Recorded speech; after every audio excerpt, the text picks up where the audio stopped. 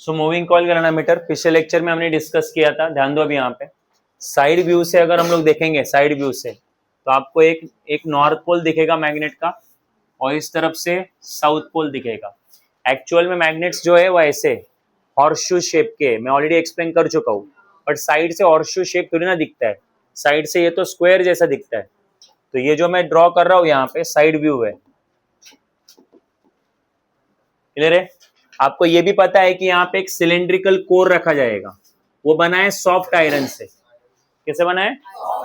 Soft iron का ये है कि भाई वो एक बार जब तक मैग्नेटिक फील्ड में रखते हैं तब तक वो क्या बन जाता है? मैग्नेट बन जाता है, ओवरऑल मैग्नेटिक फील्ड को बढ़ा देता है।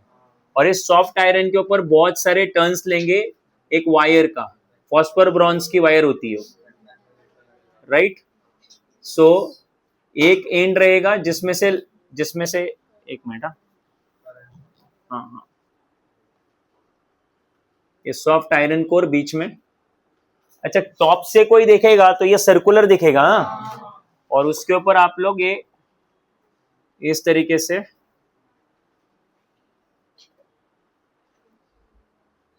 बहुत सारे टर्न्स वाउंड कर लो इसे, क्लियर है क्या? और आगे वो ऊपर का अरेंजमेंट रहेगा, इधर कहीं पे मिरर लगता है, वो क्यों लगता है? वो रीडिंग देखने के लिए। और ये ऊपर का ये टॉप है जहाँ से कनेक्टेड है, और यहाँ से हम लोग आगे इधर एक स्प्रिंग भी कनेक्टेड होती है, ठीक है। उसी मटेरियल की स्प्रिंग रहती है जिस मटेरियल का वो वायर बना हुआ है। तो तुम्हारे बुक में इतना दिया नहीं होगा तो छोड़ दो, जो मैं लिख रहा हूँ उतना लिख दो। स्प्रिंग है, तो यहाँ से करंट एंटर करेगा और यहाँ से कहीं करंट को एग्जिट के लिए जगह दी रहेगी,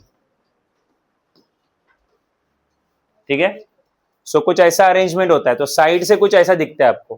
और आपको पता है, मैं ऑलरेडी डिस्कस कर चुका हूँ, इधर आन दो। तो नॉर्थ पोल से लेके साउथ पोल तक क्या होती है? Magnetic field, right. So magnetic field जो है वो आपको ऐसा कुछ मिलेगा। तो आप समझो कि ये जो करंट कैरिंग कॉइल है जिसमें से आई करंट पास हो रहा है, तो करंट कैरिंग कॉइल जो है वो कहाँ रखी हुई है? मैग्नेटिक फील्ड में। और हमने पिछले लेक्चर में पढ़ा था कि करंट कैरिंग कॉइल अगर मैग्नेटिक फील्ड में रखते हैं तो उस कॉइल के ऊपर NIAB साइन थीटा इतना टॉर्क लगता है, इतना क्या लगता है? टॉर्क। और अगर आपने समाउ कुछ एडजस्टमेंट करके एंगल अगर 90 डिग्री कर दिया तो साइन 90 तो 1 होगा, तो टॉर्क क्या बन जाता है? यस। सो इतना मैक्सिमम टॉर्क अप्लाई हो सकता है इस कॉइल के ऊपर, ठीक है। सो बस इस कॉइल में से करंट पास होना चाहिए, ठीक है। तो मूविंग कॉइल गैल्वेनोमीटर में क्या करते हैं? वापस अरेंजमेंट, वर्किंग तो समझाता हूँ, वर्किंग ऑलरेडी समझा चुका हूँ, बट फिर भी पहले एक्सप्लेन कर देता हूँ दोबारा से। क्या रहेगा? इधर सॉफ्ट आयरन, उसके ऊपर सिलेंड्रिकल आयरन कोर, उसके ऊपर क्या रहेगा?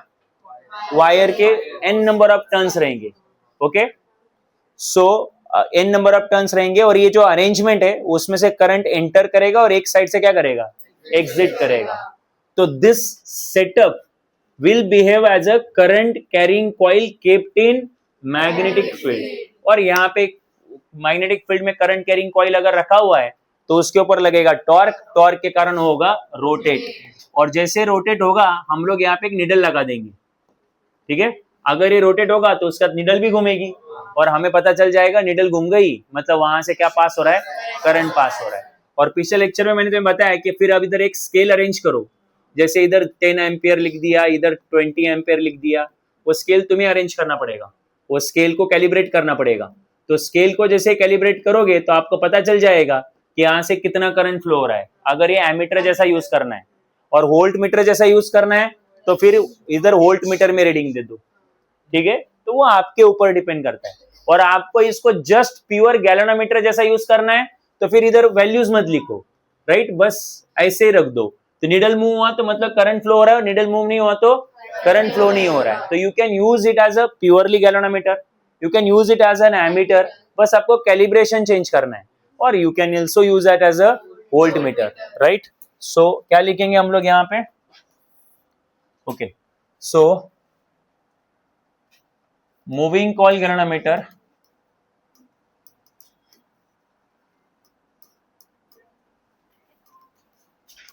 consist of cylindrical core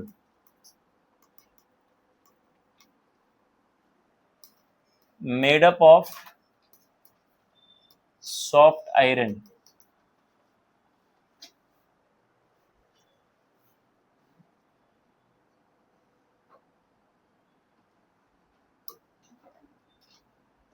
and a wire, a metal wire of n tons is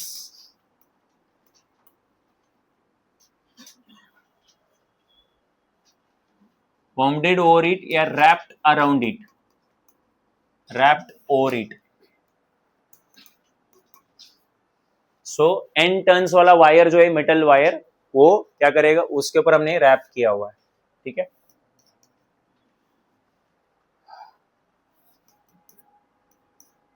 okay, ये भी लिख दो कि वो soft iron,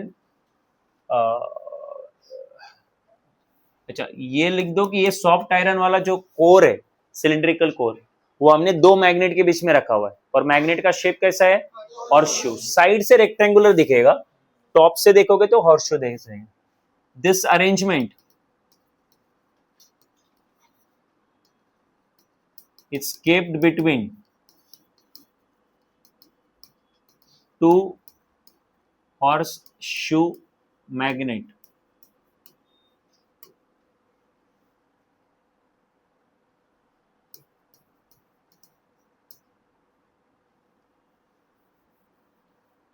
as shown in figure.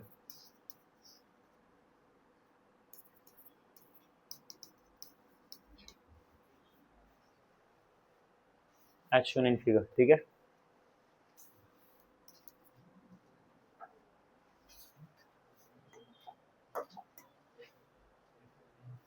Okay, ध्यान दो अभी यहाँ पे, ये मैंने जो ड्रॉ किया है, अच्छा इसको इसको हटे रहते हो, अभी समझा दिया ना मैंने तुमको। ये जो ड्रॉ किया है वो साइड व्यू है, ये लिख के रखना कहीं पे, वहीं पे, मतलब जब ड्रॉ करोगे तो साइड व्यू लिखना। ओके,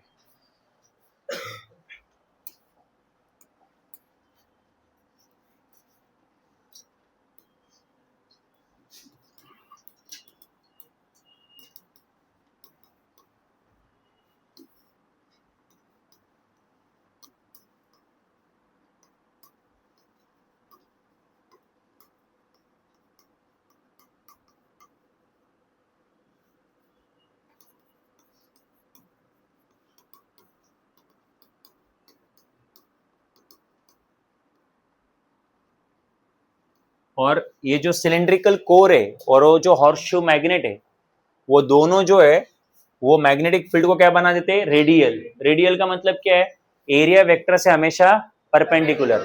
तो चाहिए तो मैं इधर लिख देता हूं, that is always perpendicular to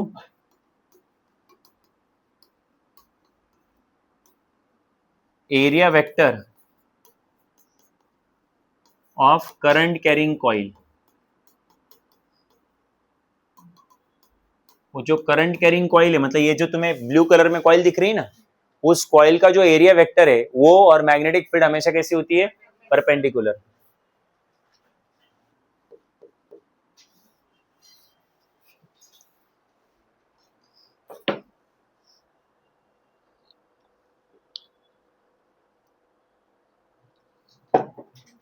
याद है, क्लियर है। मैं तुम्हें लास्ट टाइम बोला था कि जितना शॉर्ट कर सकता हूँ नोट्स को मैं कर रहा हूँ।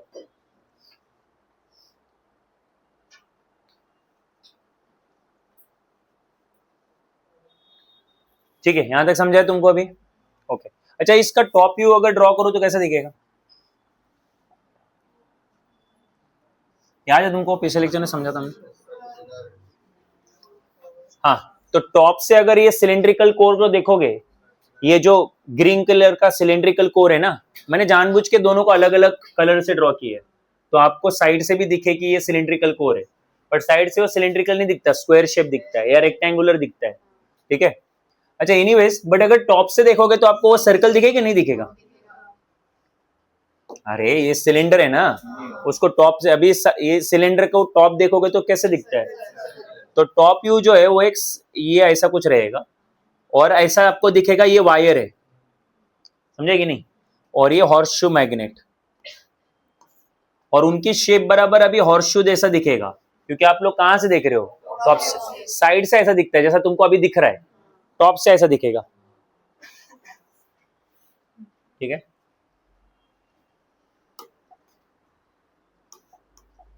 और आपको याद होगा मैंने कुछ ऐसे समझाया था कि मैग्नेटिक फील्ड ऐसे आएगी, यहां से सीधी हो जाएगी और फिर अगेन बाहर जाते टाइम ऐसे, याद है कि दोबारा समझाऊं?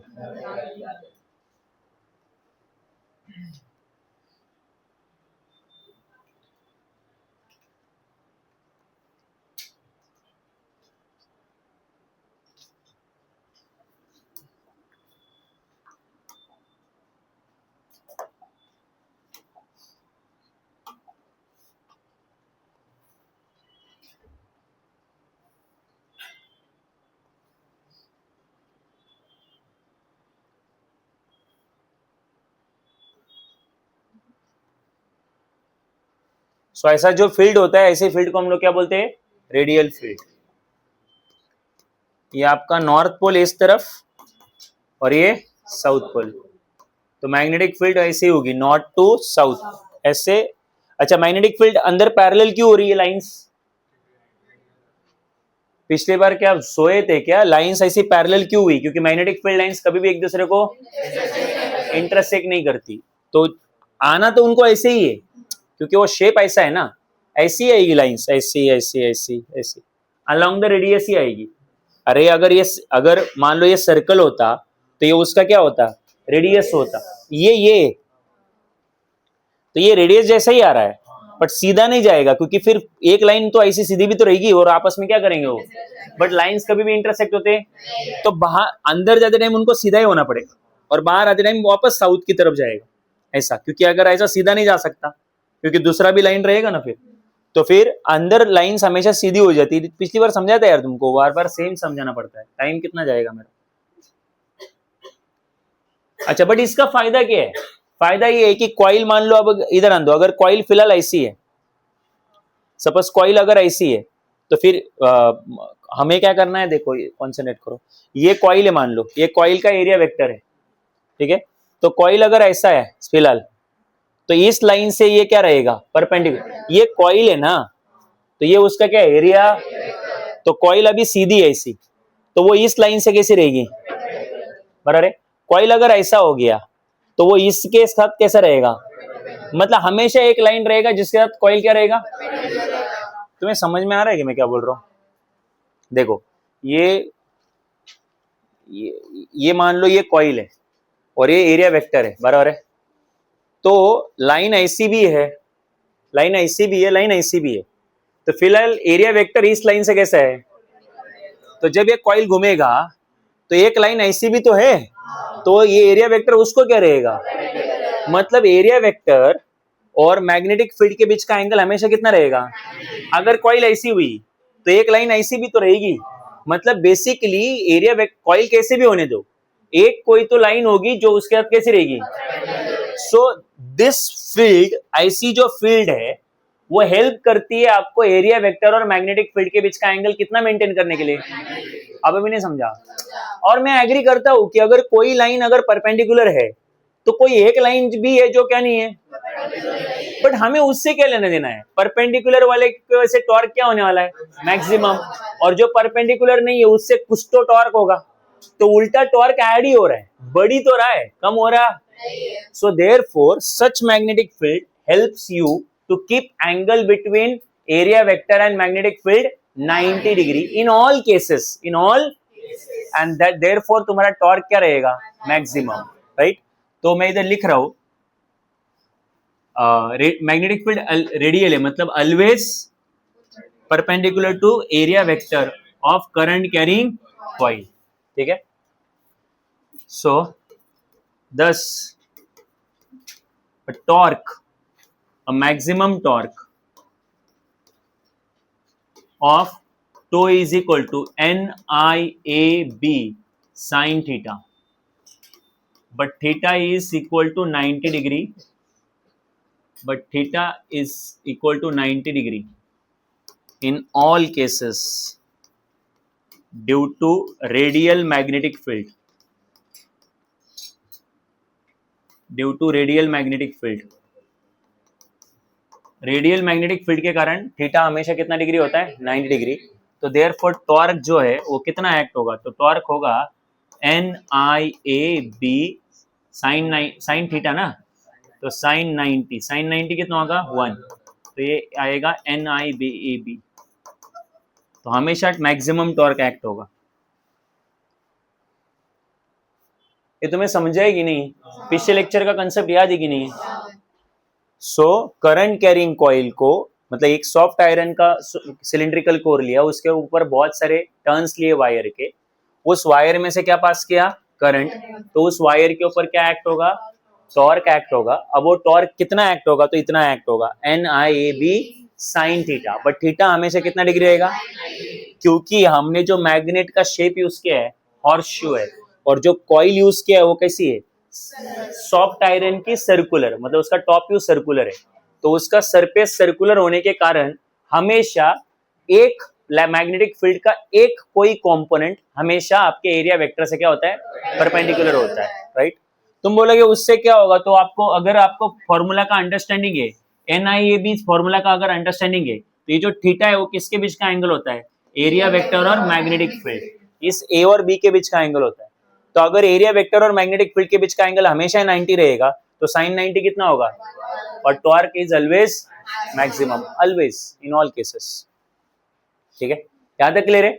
अब इस टॉर्क के कारण ये कॉइल घूमेगा, तो कॉइल जब घूमेगा तो ये वायर जो है वो ट्विस्ट होगा, वायर क्या होगा, वायर ट्विस्ट होगा, या फिर तुम बोलो स्प्रिंग ट्विस्ट होगा, you can say both the ways, wire twist होगा या फिर स्प्रिंग क्या होगा। वैसे स्प्रिंग को ट्विस्ट होना पसंद नहीं है या वायर को ट्विस्ट होना पसंद नहीं, बट होना पड़ रहा है क्योंकि टॉर्क लग रहा है। किसके कारण टॉर्क लग रहा है, मैग्नेटिक फील्ड के कारण। ये ऐसा समझो कि आपके पास एक स्विंग है गार्डन में, ठीक है, तो गार्डन का जो स्विंग है, राइट, आप उस गार्डन के स्विंग को पकड़ के ऐसा घुमा रहे हो, राइट। अब उसको घूमना थोड़ी है, उसको एक तो आगे जाना है और तो उसका नेचर ऑसिलेट होने का है। आप घुमा रहे हो जबरदस्ती, क्योंकि आपने हाथों से आपने क्या लगा दिया, टॉर्क लगा दिया। यहाँ पे भी वही हो रहा है, ये जो करंट कैरिंग कॉइल है उसके ऊपर क्या लग गया, इसके कारण वो घूम गया और वायर ट्विस्ट हो गया, बराबर है। अब जैसे ही हम लोग क्या करेंगे, इसमें करंट को स्टॉप कर देंगे, तो करंट को स्टॉप करेंगे तो मैग्नेटिक फील्ड वाला टॉर्क लगने वाला, वो टॉर्क अभी बंद हो जाएगा। बट जो वायर अभी ट्विस्ट हो गई है, वो ऐसा समझो कि आपने स्विंग को घुमाया घुमाया घुमाया गार्डन का और छोड़ दिया, अब क्या वो वैसे रहेगा क्या, क्या होगा, वापस उल्टा घूमेगा। नहीं समझा, इसको बोलते रिस्टोरिंग टॉर्क।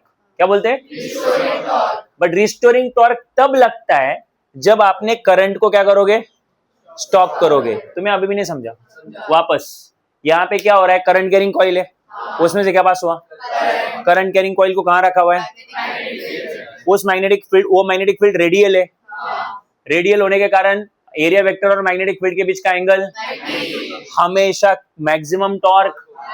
अच्छा, उसके कारण वो कॉइल, वायर ट्विस्ट होगा। ये कंटिन्यूस चलता रहेगा जब तक हम लोग यहाँ से क्या पास करें।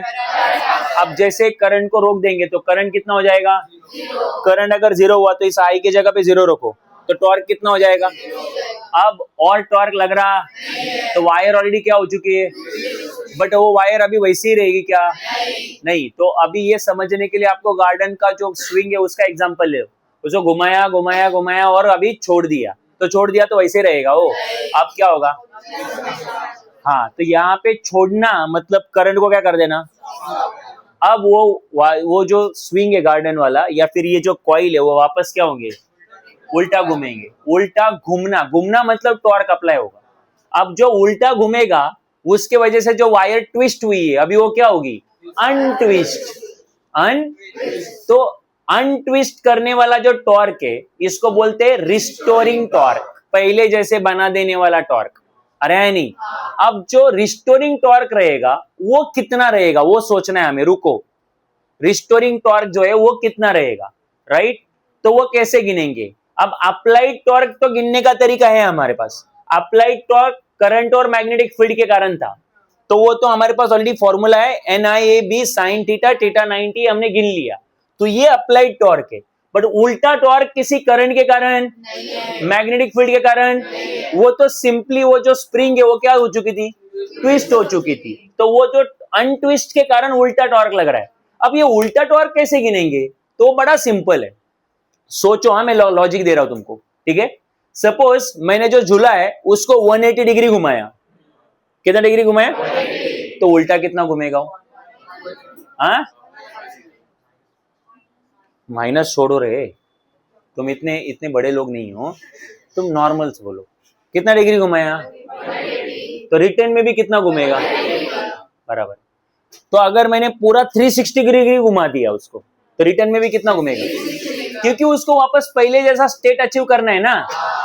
तो इसका मतलब जितना इसने उसको डिफ्लेक्ट किया, do you understand the meaning of deflect, मतलब घुमा दिया, रोटेट कर दिया, तो जितना एंगल से इसको ये घुमाता है, किसको,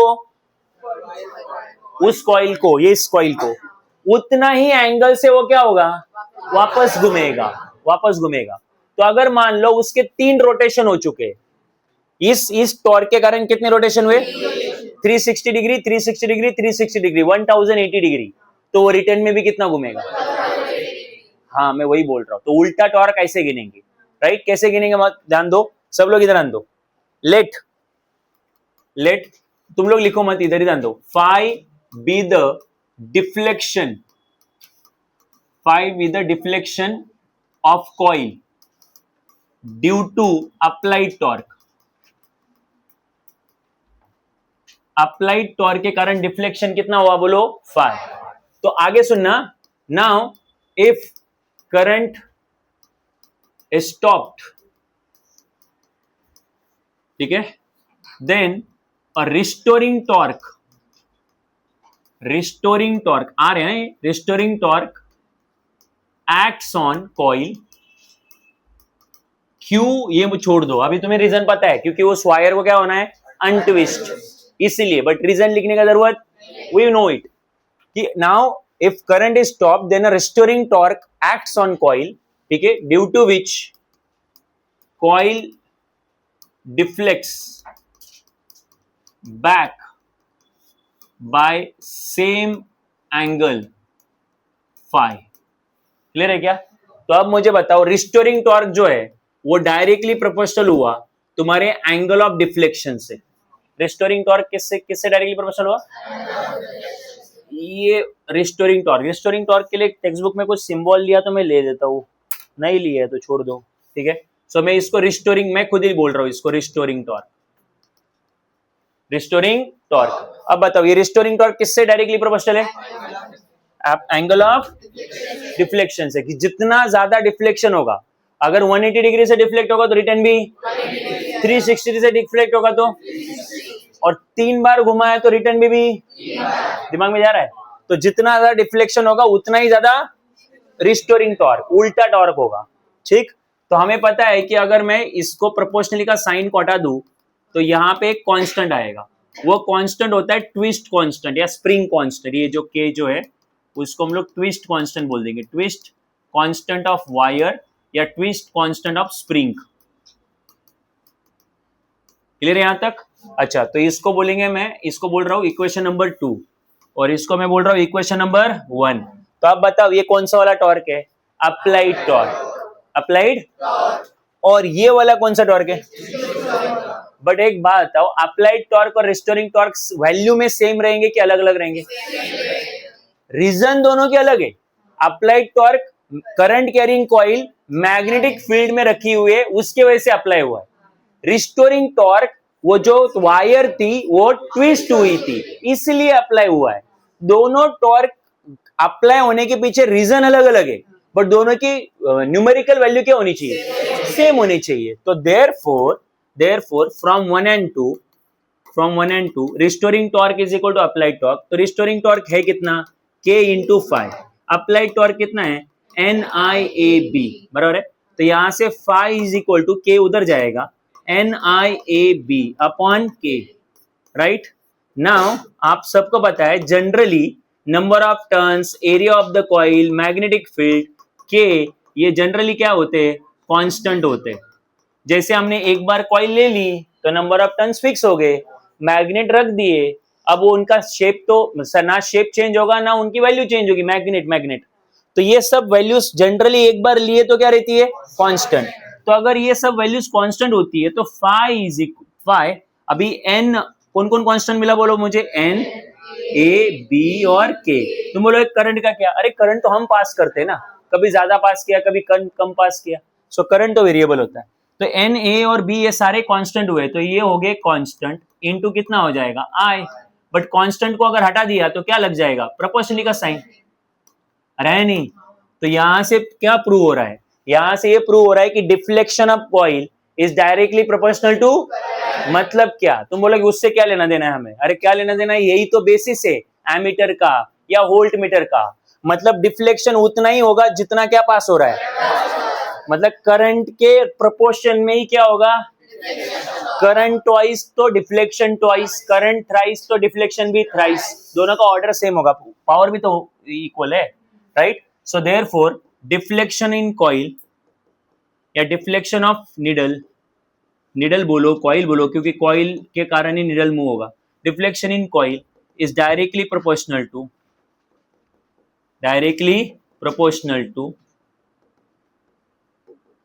करंट थ्रू कॉइल। मैं दोबारा ये क्लियर करना चाहता हूं कि ये प्रूफ क्या हुआ, इधर आन दो, ठीक है। यहां पे प्रूफ ये हुआ है, हम लोग मूविंग कॉइल गैल्वेनोमीटर में क्या बोलते हैं कि निडल मूव हुआ, मतलब करंट सर्किट में क्या फ्लो हुआ, और ज्यादा निडल मूव हुआ तो हम लोग बोलते हैं करंट भी क्या फ्लो हो रहा है, हम लोग ऐसे बोलते हैं ना। तो वही तो यहां से प्रूव हुआ है कि फाई क्या है, उस कॉइल का डिफ्लेक्शन। कॉइल का डिफ्लेक्शन होगा तो कॉइल के साथ कौन घूमेगा, नीडल लगा हुआ है ना। तो नीडल का डिफ्लेक्शन या फिर कॉइल का डिफ्लेक्शन डायरेक्टली प्रोपोर्शनल टू क्या है, तो डिफ्लेक्शन करंट के कारण हो रहा है, मतलब नीडल मूव हो रही तो समझ जाओ कि कौन फ्लो हो रहा है, ज्यादा डिफ्लेक्शन होगा तो करंट भी ज्यादा होगा, कम डिफ्लेक्शन होगा तो करंट भी कम होगा। तो यहां से प्रूव हो चुका है, राइट, कि मूविंग कॉइल गैल्वेनोमीटर में जो निडल होता है वो करंट के वजह से डिफ्लेक्ट होता है। डाउट है ये, ओके वापस बोलो। यहाँ पे जो सॉफ्ट आयरन का शेप है वो क्या है, सिलिंड्रिकल है कि स्क्वायर है, हाँ, बट साइड व्यू से वो वायर वाउंडेड है, इसके कारण कैसा दिखता है, स्क्वायर या रेक्टेंगल टाइप दिखता है। अच्छा, सिलिंड्रिकल कोर और ये हॉर्सशू मैग्नेट दोनों मिलके मैग्नेटिक फील्ड को क्या करते हैं, और एक माह का क्वेश्चन आएगा what is radial magnetic field, तो हम लोग क्या बोलोगे, area vector is always perpendicular to the magnetic field, a component of magnetic field, right. ऐसी मैग्नेटिक फील्ड को क्या बोलते हैं, रेडियल मैग्नेटिक फील्ड। और उसके वजह से अच्छा ऐसा भी क्वेश्चन पूछेंगे कि what is the effect of radial magnetic field, it helps, again वही लिखोगे, it helps area vector to be always perpendicular to the magnetic field due to which theta is always, therefore torque is always, right. इस question के लिए ready रहना भाई, ठीक है, ये दोनों पॉइंट आपके लिए बहुत इंपॉर्टेंट है। सो जनरली हम लोग एक्सपेक्ट करते हैं कि हमें मूविंग कॉइल गैल्वेनोमीटर पूरा ऐसा आए कि एक्सप्लेन मूविंग कॉइल गैल्वेनोमीटर, ऐसा जरूरी नहीं है, आपको छोटे छोटे क्वेश्चन आ सकते हैं इसके ऊपर, राइट। क्या क्वेश्चन आ सकते हैं, what is radial magnetic field,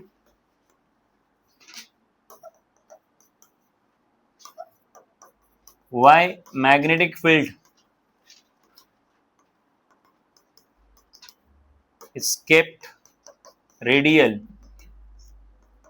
in moving coil galvanometer, ठीक है, ये क्वेश्चन हो सकता है, ये क्वेश्चन हो सकता है, या फिर तीसरा why shape of core and magnet, just shape of core is cylindrical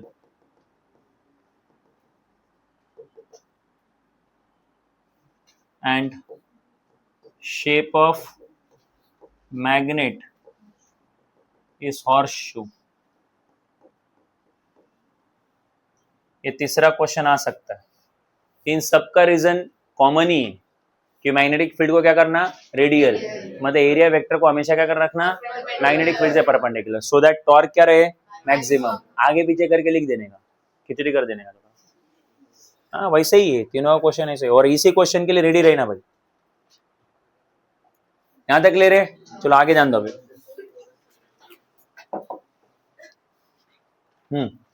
next जो आपको समझना है, नेक्स्ट है magnetic dipole moment.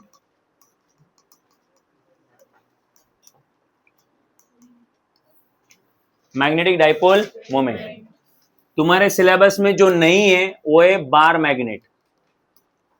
Magnetic dipole moment of bar magnet तुम्हारे सिलेबस में जो है वो है करंट कैरिंग कॉइल का मैग्नेटिक डाइपोल मोमेंट।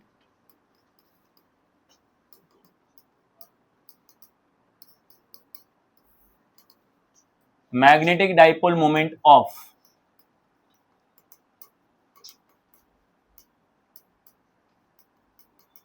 ऐसा लिखा नहीं है बट है तो उसी का, करंट कैरिंग कॉइल। तो करंट कैरिंग कॉइल का मैग्नेटिक डाइपोल मोमेंट कितना होता है, तो ध्यान देना सब लोग। सपोज, अच्छा उसके पहले ये मैग्नेटिक डाइपोल वर्ड का मतलब समझो। सपोज ये बार मैग्नेट है, ये बार मैग्नेट का नॉर्थ पोल है, ये साउथ पोल है। हमें पता है वो बोरिंग काम नॉर्थ से मैग्नेटिक फील्ड लाइंस निकलती है और साउथ तक जाती है, आउटसाइड ऑफ मैग्नेट, और inside of magnet south to north होती है। एक कंप्लीट लूप बनता है। अगर आप पिछले लेक्चर में आए थे तो आपको पता है मैं क्या बोल रहा हूँ, ठीक है। सो ये मैग्नेटिक फील्ड लाइंस ऐसी होती है, नॉर्थ से साउथ, और अंदर कैसी होती है, साउथ से नॉर्थ, और बाहर से अगेन नॉर्थ टू साउथ, अंदर से साउथ टू नॉर्थ। तो ऐसा एक कंप्लीटली लूप बनता है उनका, right. Magnetic dipole moment, okay. आपको ये पता होगा 11th स्टैंडर्ड से कि दो पोल के बीच का जो डिस्टेंस होता है वो 2l होता है, क्योंकि जो सेंटर जो होता है, ये मैग्नेट का सेंटर है, तो यहां से यहां तक का डिस्टेंस l होता है, और यहां से यहां तक का डिस्टेंस भी l होता है। तो टोटल डिस्टेंस कितना हुआ? अच्छा, इस 2l को मैग्नेटिक लेंथ बोलते हैं। क्या बोलते हैं?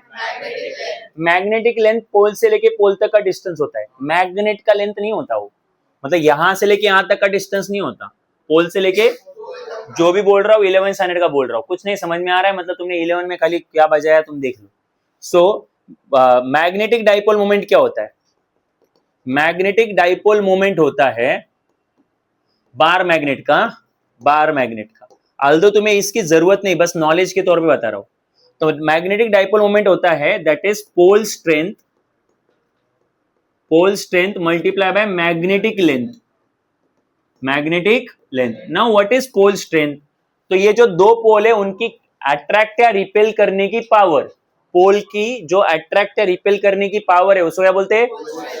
नॉर्थ पोल की पोल स्ट्रेंथ को प्लस क्यूएम बोलते थे, और साउथ पोल की पोल स्ट्रेंथ को माइनस क्यूएम बोलते थे। प्लस माइनस 4 से रिलेटेड नहीं है, दोनों पोल ऑपोजिट है, इसलिए एक प्लस है और एक माइनस है, उसका 4 से कुछ लेना देना नहीं है। तो पोल स्ट्रेंथ का मैग्नीट्यूड है क्यूएम और मैग्नेटिक लेंथ है 2l। तो ये होता था मैग्नेटिक डाइपोल मोमेंट। अच्छा, बट ये मैग्नेटिक डाइपोल मोमेंट का रोल क्या है? अगर मैग्नेटिक डाइपोल मोमेंट ज्यादा है तो समझ जाना वो जो बार मैग्नेट है वो स्ट्रॉन्गर है। क्या है? तो greater is magnetic dipole moment then stronger is the magnetic field of that magnet. तो जितना ज्यादा मैग्नेटिक डाइपोल मोमेंट रहेगा उतना स्ट्रॉन्ग वो मैग्नेट रहेगा, बराबर है। तो ये हमने 11 में पढ़ा था, क्योंकि 11 में हम लोग मटेरियल मैग्नेट के बारे में देख रहे थे। हम लोग इस चैप्टर में जो है वो करंट कैरिंग कॉइल के बारे में पढ़ रहे हैं, राइट। ये 12th वाला पार्ट, ओके। तो इधर कॉन्सेंट्रेट करो अभी यहाँ पे। तो मान लो मेरे पास एक करंट कैरिंग कॉइल है, सर्कुलर कॉइल है, ठीक है। इसमें से इस तरीके से करंट पास हो रहा है, let's say I current pass हो रहा है, ठीक है।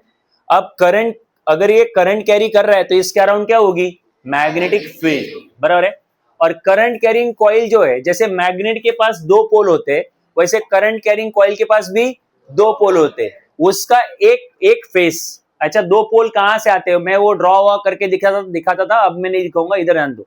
ये सपोज करंट कैरिंग कॉइल है, तो जो फेस जिसमें से एंटी क्लॉकवाइज करंट जा रहा है वो नॉर्थ पोल रहता है, और जो फेस जिसमें से क्लॉकवाइज करंट जा रहा है वो साउथ पोल रहता है। या फिर देख ही लो भाई, तो इधर आन दो। सो अगर आप देखोगे तो यहाँ पे ये एक सामने वाला जो तुमको दिख रहा है वो एक कॉइल है, राइट, सर्कुलर कॉइल। अभी सर्कुलर कॉइल में अगर मैं करंट पास करता हूं किसी एक डायरेक्शन में,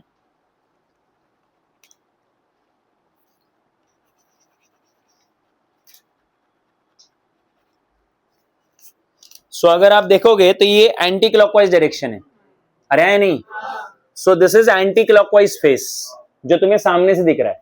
अब इसका अगर पीछे का फेस हम लोग देखेंगे, ये वाला फेस, राइट, तो इसमें क्या दिख रहा है, इसीलिए हमेशा करंट कैरिंग कॉइल का जो सामने कोई एक फेस अगर एंटी क्लॉकवाइज है तो पीछे वाला फेस, तो अगर दोनों फेस में करंट की डायरेक्शन अलग अलग है, अरे है नहीं, तो फिर मैग्नेटिक फील्ड का बिहेवियर भी, तो इसमें से एक नॉर्थ पोल जैसा बिहेव करता है और एक, तो जो एंटी क्लॉकवाइज है वो नॉर्थ पोल बिहेव करता है और जो,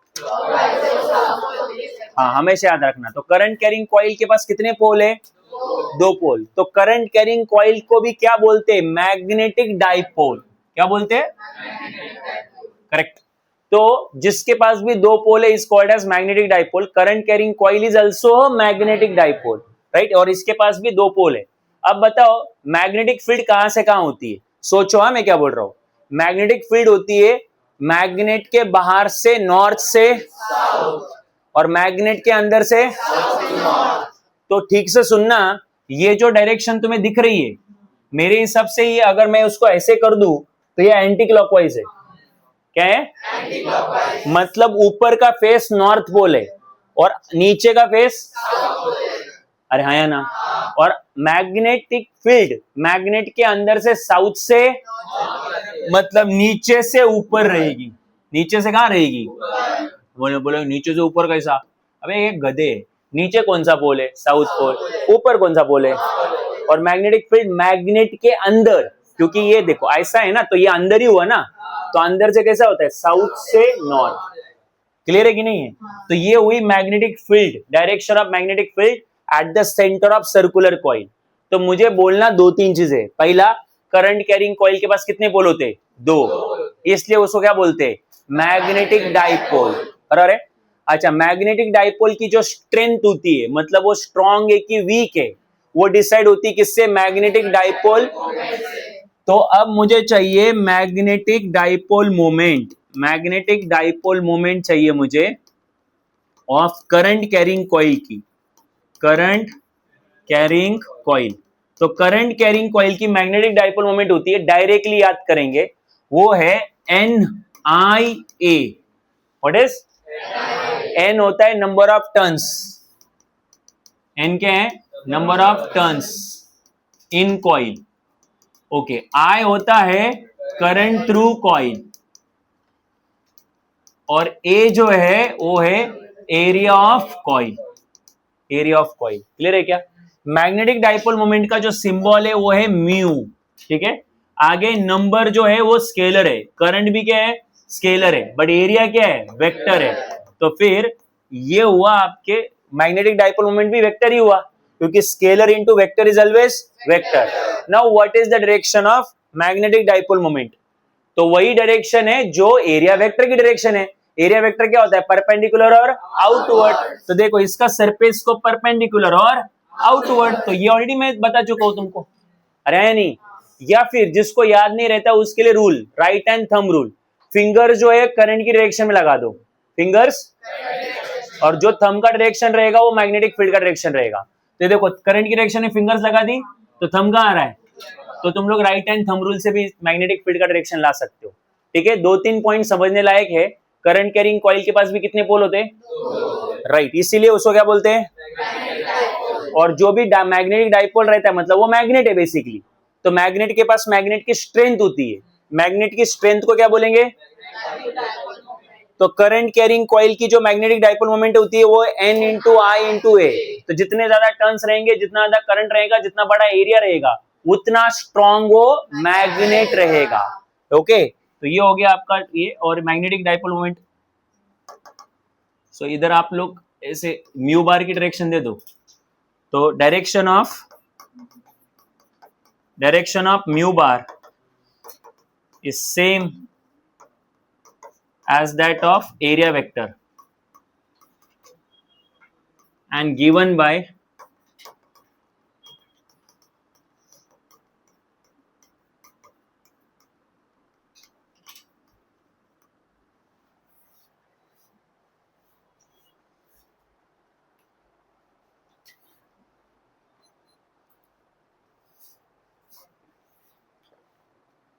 तुम्हारे बुक में ऐसा कुछ डिटेल में नहीं है, तुम्हारे बुक में खाली फॉर्मूला है, तो तुम उतना ही ध्यान दो। यहां तक समझा? तो इसके बाद करंट कैरिंग कॉइल को भी क्या बोलोगे? उसके पास कितने पोल रहेंगे? कौन सा वाला फेस नॉर्थ पोल जैसा बिहेव करता है? और जो जिसमें current south pole sorry clockwise जा रहा है वो, और एक ही कॉइल में दो तरफ करंट दिखते कि नहीं कर दिखते? आपको जो जिस तरफ तुम्हें एंटी क्लॉकवाइज दिख रहा है उसका पीछे कैसे दिखता है? वो मैंने ड्रॉ करके दिखाया ना तुमको। ठीक है,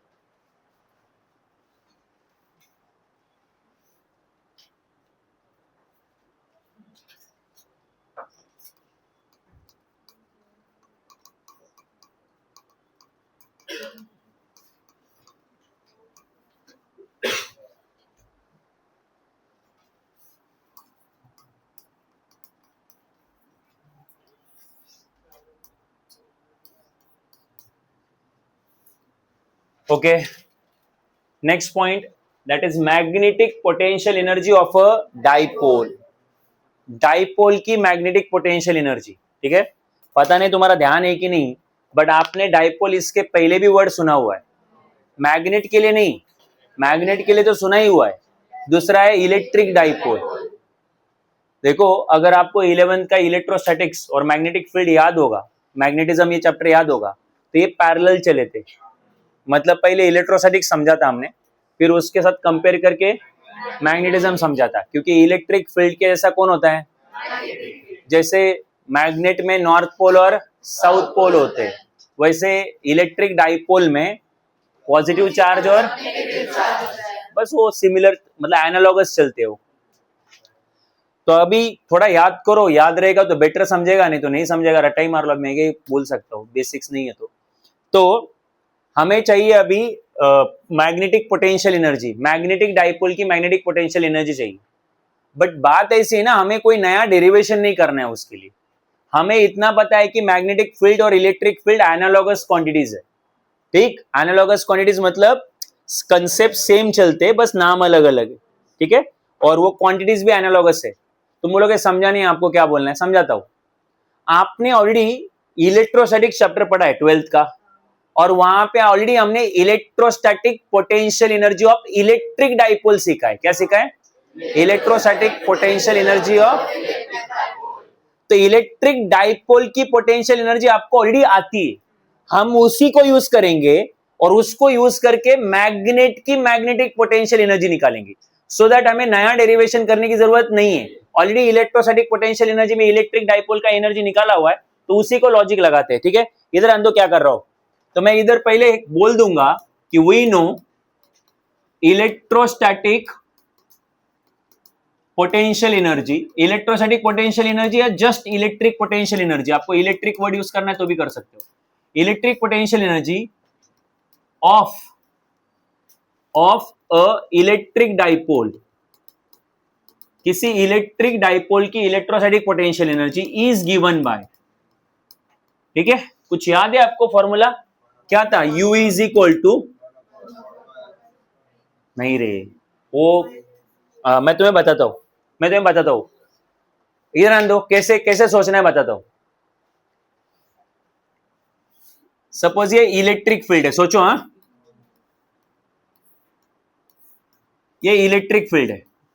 अब इस इलेक्ट्रिक फील्ड को, इलेक्ट्रिक फील्ड में मैं एक इलेक्ट्रिक डाइपोल रख रहा हूं। इलेक्ट्रिक फील्ड में क्या रख रहा हूं? इलेक्ट्रिक डाइपोल, मतलब एक नेगेटिव चार्ज और एक पॉजिटिव चार्ज। आपको याद है ये, इसका नाम हमने रख दिया सपोज AB, इसका डेरिवेशन है। अच्छा, अब क्या होगा, आपको पता है कि ये जो इलेक्ट्रिक डाइपोल AB, वो अब रोटेट होगा। क्यों? नेगेटिव चार्ज को ये इलेक्ट्रिक फील्ड ऐसे इस तरफ फोर्स लगाता है और इसके ऊपर रिपल्शन का फोर्स इधर लगता है। तो कितने फोर्स है? दो, एक इस तरफ और एक उस तरफ। तो उसके कारण ये अभी रोटेट होने वाला है, राइट। तो जो torque acting on electric dipole के ऊपर कितना टॉर्क एक्ट होता है? तो इलेक्ट्रिक डाइपोल के ऊपर टॉर्क एक्ट होता है PE sin थीटा। ठीक है, क्लियर है? तो फिर अब ध्यान देना मैं क्या बोल रहा हूं। तो टॉर्क इज इक्वल टू अभी P साइन थीटा है, तो फिर इसको क्या लिख सकते हैं, P बार क्रॉस E बार, ये टॉर्क, समझे कि नहीं। और साथ में इधर इसकी डायरेक्शन भी ले लेना n कैप। सो ये हमने ऑलरेडी फॉर्मूला पढ़ा हुआ है। This is the torque acting on electric dipole when that is kept in electric field. अब एक काम करो, अब आप लोग 11 का कंसेप्ट याद करो। आपने क्या लिया अभी, एक मैग्नेटिक फील्ड लिया, ये मैग्नेटिक फील्ड है। मैग्नेटिक फील्ड हमें पता है नॉर्थ से कहां होती है, साउथ होती है। तो अब आप लोग क्या करो, अब आप लोग इलेक्ट्रिक डाइपोल के जगह पे एक मैग्नेटिक डाइपोल रखो, मतलब एक तरफ उसका नॉर्थ पोल रहेगा और एक तरफ साउथ पोल। मान लो ये साउथ पोल है और ये नॉर्थ पोल है, ठीक है, नॉर्थ पोल और ये साउथ पोल। बेसिक्स होना चाहिए तभी बहुत अच्छे से समझेगा, नहीं तो क्या बोलूं मैं।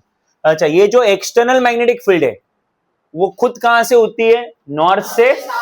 तो कोई तो नॉर्थ इधर रहेगा और कोई तो साउथ इधर रहेगा।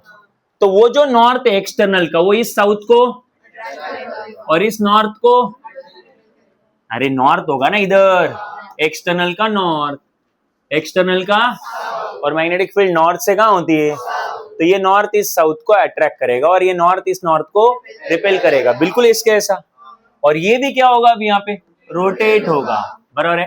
तो यहाँ पे टॉर्क इलेक्ट्रिक डाइपोल पे एक्ट हो रहा था, है ना, और यहाँ पे टॉर्क मैग्नेट पे एक्ट हो रहा है। मैग्नेट का ही दूसरा नाम क्या है, मैग्नेटिक, मैग्नेट को ही दूसरा नाम मैग्नेटिक डाइपोल बोलते हैं, बिकॉज उसके पास दो पोल है।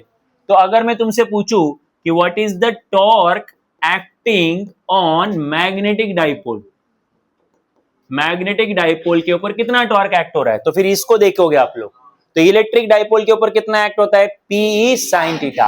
वैसे यहाँ पे क्या करोगे, P का मतलब इलेक्ट्रिक डाइपोल मोमेंट, क्या, तो तुम्हें पता है कि तुम्हारा इलेक्ट्रिक फील्ड और मैग्नेटिक फील्ड एनालॉगस है, तो फिर उनमें आने वाली क्वांटिटीज भी, तो जो काम इलेक्ट्रिक फील्ड में इलेक्ट्रिक डाइपोल मोमेंट करता है वो काम मैग्नेटिक फील्ड में, और मैग्नेटिक डाइपोल मोमेंट का सिंबल है म्यू। अभी देखा, इधर इलेक्ट्रिक फील्ड है, तो जो काम इलेक्ट्रिक फील्ड में इलेक्ट्रिक फील्ड करता है वही काम मैग्नेटिक फील्ड करेगा, और साथ में कौन है, साइन थीटा।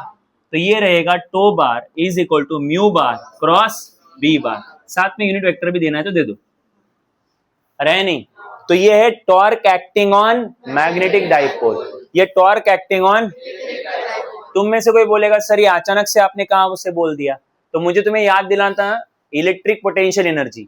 अगर तुम्हें याद है तो ये रोटेट होगा, अब इस रोटेशन को, अब ये रोटेट होके इधर आ गया मान लो, और मुझे वापस उल्टा घुमाना है उसको, तो अब मुझे उल्टा टॉर्क लगाना पड़ेगा।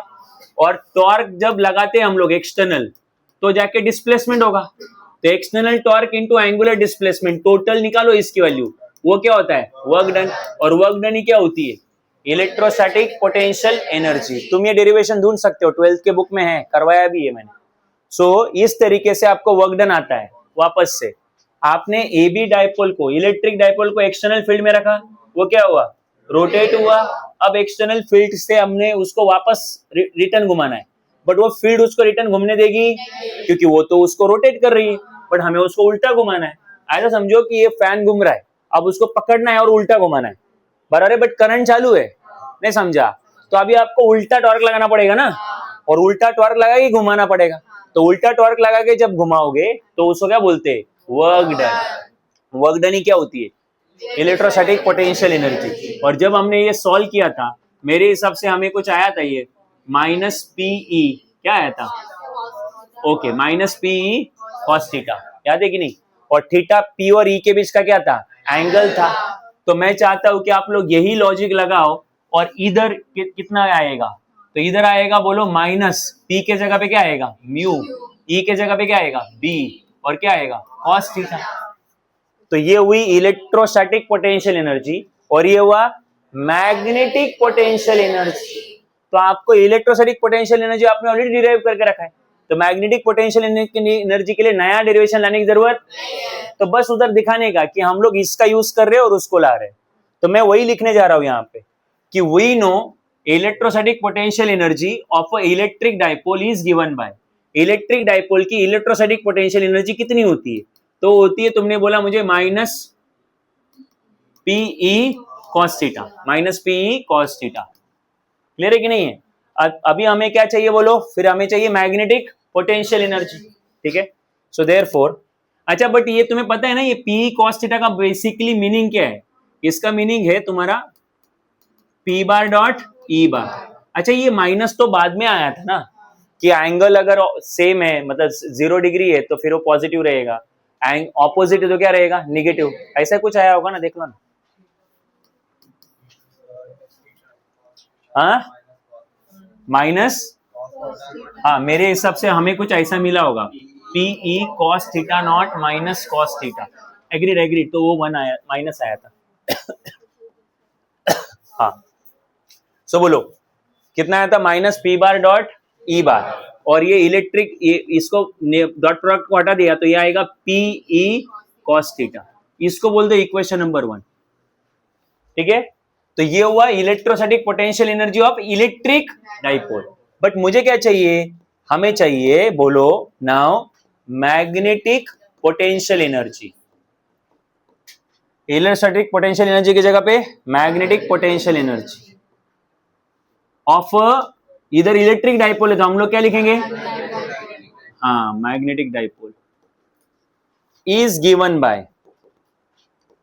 ठीक है, तो जैसे इधर यू ई है, यू मतलब पोटेंशियल एनर्जी, ई मतलब इलेक्ट्रिक, तो इलेक्ट्रिक पोटेंशियल एनर्जी की जगह पे क्या लेंगे? यू बी मतलब मैग्नेटिक, और अगेन ये माइनस पी, पी मतलब इलेक्ट्रिक डाइपोल मोमेंट, इसको देख रहा हूं मैं, तो इलेक्ट्रिक डाइपोल मोमेंट, तो वो यहाँ पे कौन होता है? मैग्नेटिक डाइपोल मोमेंट, और इलेक्ट्रिक फील्ड की जगह पे मैग्नेटिक फील्ड, और हमेशा की तरह वो ये डॉट प्रोडक्ट ओपन करेंगे तो ये आएगा म्यू बी कॉस थीटा। ठीक है, तो ये हुआ मैग्नेटिक पोटेंशियल एनर्जी, ये हुआ इलेक्ट्रोस्टैटिक पोटेंशियल एनर्जी। ये ऑलरेडी हमने किया था इलेक्ट्रोस्टैटिक चैप्टर में, तो दोबारा करने की जरूरत, राइट? डायरेक्टली कंपेयर करके फॉर्मूला लाया। अब आगे मुझे बताओ, ये थीटा किसके बीच का एंगल है? तो क्लियर कट दिख रहा है, ये डॉट प्रोडक्ट ओपन हुआ तो उसके बाद क्या आया? थीटा आया। तो थीटा म्यू बार और बी बार के बीच का क्या है? एंगल है। तो इधर आन दो अब यहाँ पे। So now theta is angle between magnetic dipole moment and magnetic field. ठीक है, तो फिर यहां से मैं 2 केसेस बना रहा हूं। केस वन है कि if theta is equal to 0 degree, theta कितना है? 0 मतलब तुम्हारा म्यू बार और बी बार दोनों का डायरेक्शन क्या है? सेम है। सो देखो, जो डायरेक्शन म्यू बार का है वही डायरेक्शन बी बार का है, सेम डायरेक्शन ले रहा हूं मैं। अरे केस 1 केसेस है ये, तो फिर आपकी पोटेंशियल एनर्जी की वैल्यू क्या आएगी? Minus P E cos 0। कॉस 0 कितना होता है भाई? 1। आंसर कितना आया? माइनस पी हो गया। ठीक है, अब केस नंबर 2, इधर एक लाइन छोड़ देना, कुछ कमेंट करना है हमें उसके ऊपर। हाँ बोलो, if theta is equal to 180 degree, मतलब मैग्नेटिक डाइपोल मोमेंट और मैग्नेटिक फील्ड एक दूसरे के से अपोजिट है। मैग्नेटिक फील्ड और एक दूसरे के, तुम बोलोगे ऐसे कैसे पॉसिबल है? कितना सिंपल है। ये देखो, ये करंट कैरिंग कॉइल है, ये नीचे रख दिया एक एक्सटर्नल मैग्नेट नॉर्थ और ये साउथ, बराबर है? तो अब बताओ, करंट मैंने एंटी क्लॉकवाइज दे दिया, तो आपकी मैग्नेटिक फील्ड नॉर्थ से साउथ है, क्योंकि वो एक्सटर्नल मैग्नेट पे डिपेंड करता है। अब मुझे किसकी डायरेक्शन चाहिए? मुझे डायरेक्शन चाहिए मैग्नेटिक डाइपोल मोमेंट की। ये तो मैग्नेटिक फील्ड की डायरेक्शन है, हमें किसकी डायरेक्शन चाहिए? तो लगा दो राइट हैंड थंब रूल, है ना? तो थंब कहाँ आ रहा है? ऊपर। तो ये सेंटर बना दो, सेंटर से ऐसा ऊपर रहेगा मैग्नेटिक डाइपोल मोमेंट। तो ये हुआ म्यू बार और ये हुआ तुम्हारा magnetic field from north to south. दोनों की डायरेक्शन क्या है? सेम है। तो थीटा इज इक्वल टू कितना डिग्री है? 0। दूसरा केस, करंट अभी जो मैग्नेट का पोजीशन वही north to south, magnetic field अभी भी वही नॉर्थ टू साउथ। समझ में आ रहा है क्या? बट करंट की डायरेक्शन चेंज कर दो। अभी इस बार करंट कर दिया क्लॉकवाइज, सो फिर करंट की डायरेक्शन में फिंगर्स अरेंज करी तो थंब कहाँ आ रहा है? तो मैग्नेटिक डाइपोल मोमेंट नीचे आ रहा है। तो अब म्यू बार और एक्सटर्नल मैग्नेटिक फील्ड के बीच का एंगल कितना? 180 डिग्री। तो कितना सिंपल है, क्या है इसमें problem? So external magnetic field और तुम्हारा मैग्नेटिक डाइपोल मोमेंट दोनों के बीच का एंगल 0 डिग्री भी हो सकता है और 180 डिग्री भी हो सकता है। तो अगर एंगल 180 डिग्री हुआ तो क्या, राइट कहां पे कर रहे हैं हम लोग, यही है ना, हाँ 180 डिग्री हुआ तो वापस से पोटेंशियल एनर्जी निकालो आप लोग, तो कितनी आएगी पोटेंशियल एनर्जी बोलो। ये माइनस पी क्यों लिख रहा हूं भाई मैं, पोटेंशियल मैग्नेटिक पोटेंशियल एनर्जी निकालना है ना, तो म्यू बी लिखो ना भाई, minus mu B. Electrostatic potential energy हो गया, उसका तो खाली हमें फॉर्मूला बनाने के लिए चाहिए था, अब फॉर्मूला बना लिया ना, तो अभी बात किसके बारे में करेंगे, मैग्नेटिक पोटेंशियल एनर्जी। हाँ ठीक है, तो theta is equal to 180 degree, तो कितना आएगा minus mu B cos 180। Cos 180 कितना होता है भाई, -1, माइनस माइनस क्या होगा, तो electrostatic sorry magnetic potential energy कितनी आई, प्लस म्यू बी प्लस, और ये अब तुम्हें पता है कि पोटेंशियल एनर्जी जो है वो स्केलर क्वांटिटी है, क्या है, स्केलर क्वांटिटी एक प्रॉपर नंबर होता है, तो नेगेटिव नंबर आपको छोटा रहेगा किससे, सो देयरफॉर ये हाई पोटेंशियल एनर्जी रहेगी, और ये इसका मतलब अगर electric dipole magnetic dipole moment और मैग्नेटिक फील्ड आपस में पैरेलल है, सेम डायरेक्शन में है, तो पोटेंशियल एनर्जी कम होती है, और मैग्नेटिक डाइपोल मोमेंट और एक्सटर्नल मैग्नेटिक फील्ड एक दूसरे के, तो पोटेंशियल एनर्जी ज्यादा होती है, मैक्सिमम होती है। तो ये हुई तुम्हारी मिनिमम मैग्नेटिक पोटेंशियल एनर्जी, और ये हो गया मैक्सिमम मैग्नेटिक पोटेंशियल एनर्जी। क्या डाउट है बोलो, वापस से ये फॉर्मूला कहां से लाया, कोई डेरिवेशन किया, इलेक्ट्रोस्टैटिक पोटेंशियल एनर्जी का फॉर्मूला याद किया, तो वो एनालॉगस क्वांटिटीज रख दी, मैग्नेटिक इलेक्ट्रिक डाइपोल के जगह पे magnetic dipole moment, electric field के जगह पे मैग्नेटिक फील्ड, बाकी सब सेम। फिर एक बार एंगल 0 डिग्री लिया, एक बार दोनों केसेस कैसे पॉसिबल है वो ड्रॉ करके दिखाया भी, ठीक, और हमें पता चला कि निगेटिव सॉरी 180 वाले में माइनस म्यू बी आंसर आता है, और 0 डिग्री वाले में प्लस म्यू बी आता है, नहीं 180 में प्लस म्यू बी और 0 में, तो पैरेलल में माइनस आया मतलब पोटेंशियल एनर्जी कम है, और ऑपोजिट में पॉजिटिव आया मतलब पोटेंशियल एनर्जी ज्यादा है।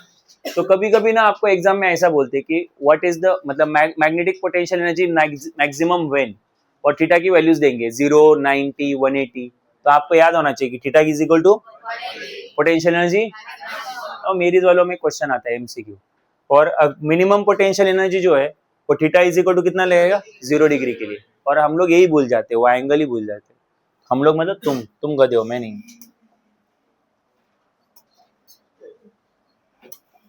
मुझे मत इंक्लूड करो तुम्हारे फालतूगिरी में।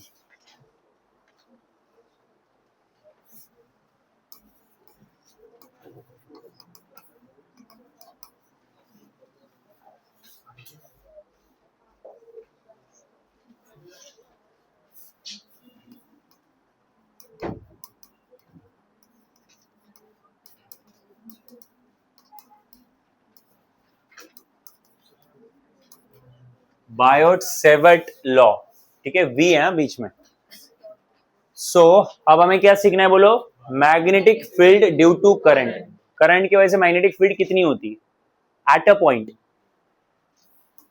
एट अ पॉइंट, ठीक है, और ये हमें किसने बताया, तो बायोट-सेवर्ट लॉ ने बताया, ठीक है, ये लॉ हमें एक्सप्लेन करता है।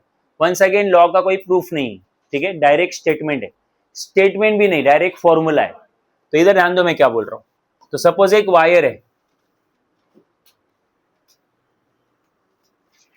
वायर का शेप जानबूझ के सीधा सर्कुलर ऐसा कुछ लिया नहीं, सो दैट आप जो फॉर्मूला यहां से आएगा वो किसी भी सिचुएशन में क्या कर सकते हो, अप्लाई कर सकते हो।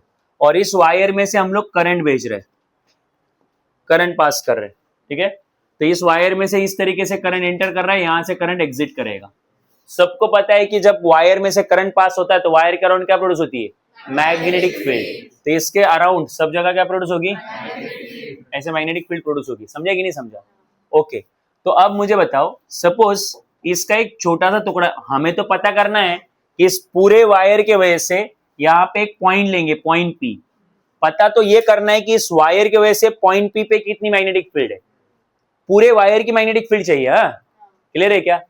बट आपको पूरा वायर का मैग्नेटिक फील्ड एक साथ आने वाला, इसीलिए मैं क्या कर रहा हूं, ध्यान दो, यहां पे एक छोटा सा एलिमेंट ले रहा हूं वायर का। तुम्हें पता है कि उस एलिमेंट को हम लोग करंट एलिमेंट बोलने वाले, क्योंकि छोटे से टुकड़े में से जब करंट जाता है तो it is called as current element. छोटा सा लेंथ, ये जो छोटा सा लेंथ है वो डीएल है, याद है क्या? ये डीएल है, और यहां से जो करंट पास हो रहा है वो आई डीएल, आई करंट, और इसकी लेंथ कितनी है? और डीएल एक वेक्टर क्वांटिटी है, याद है कि नहीं है कि भूल गए? लेंथ की डायरेक्शन वही होती जो, तो आई और डीएल को एक साथ क्या बोलते हैं? Current element. क्या बोलते हैं? मतलब करंट इनटू छोटा सा length, it is called as current element. Okay, अब ध्यान देना मैं क्या बोल रहा हूं। तो इस करंट एलिमेंट में से करंट पास हो रहा है, ऑफकोर्स करंट पास हो रहा है, ठीक है।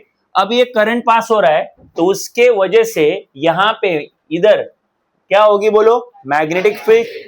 अरे देखो, ये करंट कैरिंग कंडक्टर है, तो आपको right hand thumb rule 10th का याद होगा। तो करंट की डायरेक्शन में थंब लगा दो और फिंगर, रैप्ड फिंगर्स आपको देता है magnetic field around this conductor. तो इस कंडक्टर के अराउंड इधर क्या होगी? तो यहाँ पे भी मैग्नेटिक फील्ड होगी ना सब जगह। तो ये पॉइंट पी पे मैग्नेटिक फील्ड होगी कि नहीं होगी? तो ये पॉइंट पी थोड़ा इधर लेता हूं, ठीक है। तो अब मुझे बताओ, ध्यान देना ठीक से। अब मैं क्या कर रहा हूं, ये जो तुम्हारा करंट एलिमेंट है वहां से यहां तक का एक इसको ज्वाइन कर रहा हूं। सबको पता है कि जब फिक्स पॉइंट के साथ किसी पॉइंट को फिक्स पॉइंट के साथ ज्वाइन करते हैं तो वहां से आता है पोजीशन वेक्टर। तो ये आपका एक पोजीशन वेक्टर भी हुआ, है नहीं? और ये आपका करंट एलिमेंट हुआ। तो दोनों के बीच का जो एंगल है, ये एंगल है थीटा, ठीक है। तुम बोलोगे सर 90 डिग्री क्यों नहीं? अरे कैसे 90 डिग्री होगा भाई? हमेशा 90 डिग्री होगा क्या? अगर मैंने पॉइंट इधर लिया, थोड़ा सा इधर, राइट, क्लियर है? और अब अगर मैं इसको ज्वाइन करता हूं करंट एलिमेंट के साथ, राइट, सो अब मुझे बताओ, क्या ये एंगल 90 डिग्री बनेगा यहां पे? यस, ये एंगल 90 डिग्री नहीं बनेगा। दिमाग में जा रहा है क्या? ओके, तो ये आर बार है, मतलब तुम्हारा पोजीशन वेक्टर है, और ये करंट एलिमेंट है। तो थीटा जो है वो एंगल बिटवीन, ठीक है, angle between I DL bar and are बार। मैं डीएल बार और आर बार भी बोल सकता हूं, ठीक है, बट करंट एलिमेंट हमने नाम लिया है, और पोजीशन वेक्टर, दोनों के बीच का एंगल कितना है? थीटा। तो अब मुझे पता करना है कि ये जो छोटा सा लेंथ एलिमेंट है उसके वजह से, या करंट एलिमेंट है उसके वजह से यहां पे कितनी मैग्नेटिक फील्ड है, वो मुझे पता करनी है। तो वो मैग्नेटिक फील्ड ऑलरेडी गिवन है, मुझे कुछ सिखाने की जरूरत नहीं। किसने गिवन है बोलो? तो अकॉर्डिंग टू बायट-सेवर्ट, इधर आन दो, according to Biot Savart, magnetic field at a point due to a current element, एक छोटे से करंट एलिमेंट के कारण किसी भी पॉइंट पे मैग्नेटिक फील्ड कितनी होती है, ठीक है। तो अब मुझे बताओ, ये छोटा सा ही एलिमेंट है तो मैग्नेटिक फील्ड बहुत ज्यादा तो नहीं होगी। तो मैग्नेटिक फील्ड के लिए सिंबल में ले रहा हूं डीबी, ले रहा हूं dB, right. B is magnetic field, it is smaller in value, that is why dB. तो ये मैग्नेटिक फील्ड होती है म्यू 0/4 पाई। अब ये म्यू 0/4 पाई का टेंशन मत लो, ये तुम्हारा इलेक्ट्रोस्टैटिक चैप्टर में 1/4 पाई एप्सिलॉन नॉट होता है कि नहीं होता है? वैसे ही चलता है, राइट। जैसे इलेक्ट्रोस्टैटिक में कांस्टेंट 1/4 पाई एप्सिलॉन नॉट आता है, वैसे मैग्नेटिक फील्ड में क्या आता है? म्यू 0/4 पाई। तो ये जो मैग्नेटिक फील्ड है पॉइंट पी पे, वो कौन से फैक्टर पे डिपेंड करती है? पहला फैक्टर है आई मतलब यहां से फ्लो होने वाला, अब वो नहीं होता तो कैसे मैग्नेटिक फील्ड होती? दूसरा है डीएल मतलब इसका लेंथ, ओके। तीसरा है साइन थीटा। अब तुम बोलोगे साइन थीटा क्यों? बहुत सिंपल है, अगर आप लोग इस पॉइंट पी को उठा के, इधर आन दो सब लोग, अगर ये पॉइंट पी को उठा के, अगर आप यहां से उठा के इधर लेते हो तो यहां पे मैग्नेटिक फील्ड 0 आती है। मैग्नेटिक फील्ड कितनी आती? क्योंकि वायर की फील्ड वायर के अराउंड होती है, उसके ऊपर नहीं होती है। नहीं समझा? कंडक्टर में से क्या पास किया? तो मैग्नेटिक फील्ड उसके अराउंड आती है कि उस कंडक्टर पे आती है? तो फिर फिलहाल करंट एलिमेंट इधर और वो आर बार भी उधर, तो आर बार और करंट एलिमेंट पैरेलल है, तो एंगल 0 तो मैग्नेटिक फील्ड भी 0। तो फिर ये तो साइन जैसा हुआ ना, एंगल 0 तो साइन 0, समझे कि नहीं? तो इसका बिहेवियर साइन जैसा है, इसलिए हम लोग इधर क्या लेंगे, साइन थीटा, और डिवाइडेड बाय कितना रहेगा बोलो, आर स्क्वायर, इलेक्ट्रिक फील्ड जैसा। तो फिर वापस से magnetic field at point P कितनी हुई, जल्दी से बोलो, μ0/4 I dl sin theta upon R square. ये तुम डायरेक्ट फॉर्मूला लगा सकते हो अगर आपको एक छोटे से करंट एलिमेंट के कारण किसी भी पॉइंट पे कितनी मैग्नेटिक फील्ड है, अगर ये पता करना है तो अगले कम से कम 3 या 4 डेरिवेशन में मैं ये करने वाला हूं। जब भी मुझे बड़े से वायर की फील्ड निकालनी हो, पहले मैं उससे का एक छोटा टुकड़ा लूंगा, और छोटे टुकड़े की मैग्नेटिक फील्ड ऑलरेडी हमें किससे मिल रही है, बायट-सिवर्ट लॉ से। बट तुम जानते हो कि मुझे मैग्नेटिक फील्ड छोटे से टुकड़े की तो नहीं चाहिए होगी, हमें पूरे, तो तुम्हें पता है क्या करना है, खत्म। छोटे से टुकड़े क्या है, तो बड़े टुकड़े के लिए क्या करेंगे, टोटल मैग्नेटिक फील्ड मिल जाएगी। अभी भी नहीं समझा, ठीक है। अच्छा, आगे इसका वेक्टर फॉर्म लिख देते हैं। तो मुझे बताओ dB एक वेक्टर है, मैग्नेटिक फील्ड वेक्टर है, μ0/4 तो नंबर है। अच्छा, I dl एक वेक्टर है कि नहीं? तो अब मुझे ऊपर में ले रहा हूं आर बार और नीचे ले रहा हूं मैं आर क्यूब। जरा देखो इसको करेक्ट है कि रॉन्ग है। ये ऊपर क्या लिया बोलो, आर बार, नीचे कितना लिया, जरा सोचो, जिनको वेक्टर आता है, डीएल बार और क्रॉस आर बार है, इसको ओपन कर दिया तो डीएल आर साइन थीटा आएगा, डीएल आर, तो ऊपर का आर और नीचे का आर क्यूब क्या होगा, अरे नहीं समझा क्या, μ0/4 I DL are sine theta ऐसा आएगा। और नीचे मैंने क्या लिया है, आर क्यूब लिया इधर, तो आर और आर क्या हो जाएगा, तो इधर क्या बचेगा, बताओ यही होगा कि नहीं होगा? बट तुम बोलोगे वेक्टर फॉर्म लिखना ही क्यों है, अगर उसमें आर क्यूब वगैरह लिखना पड़ता है और हमें इतना कंफ्यूज हो जाता है, मतलब तुम लोग, मुझे मत गिनो उसमें, मैं क्लियर हूं, तो फिर वेक्टर फॉर्म लिखना ही क्यों है? वेक्टर फॉर्म लिखा जाता है डायरेक्शन के लिए, हमेशा। किसके लिए? अब हमें पता है कि इस करंट एलिमेंट की मैग्नेटिक फील्ड यहां है, बट हमें ये नहीं पता कि उस मैग्नेटिक फील्ड की, अगेन तुम्हें नहीं पता, मुझे पता है, तो उस मैग्नेटिक फील्ड की डायरेक्शन है। अगर आप फॉर्मूला को देखोगे तो ये जो मैग्नेटिक फील्ड का जो वेक्टर आया है, ये बेसिकली इन दोनों का क्रॉस प्रोडक्ट है। तो आपको अगर वेक्टर प्रोडक्ट का डेफिनेशन याद होगा कि vector product of the two vector is a new vector third vector, जो बोलना है बोलो, बट दैट थर्ड और new vector is perpendicular to the plane of two vectors. तो इन दोनों के आर बार और डीएल बार के प्लेन को कैसा रहेगा, and given by right hand thumb rule, given by या स्क्रू रूल।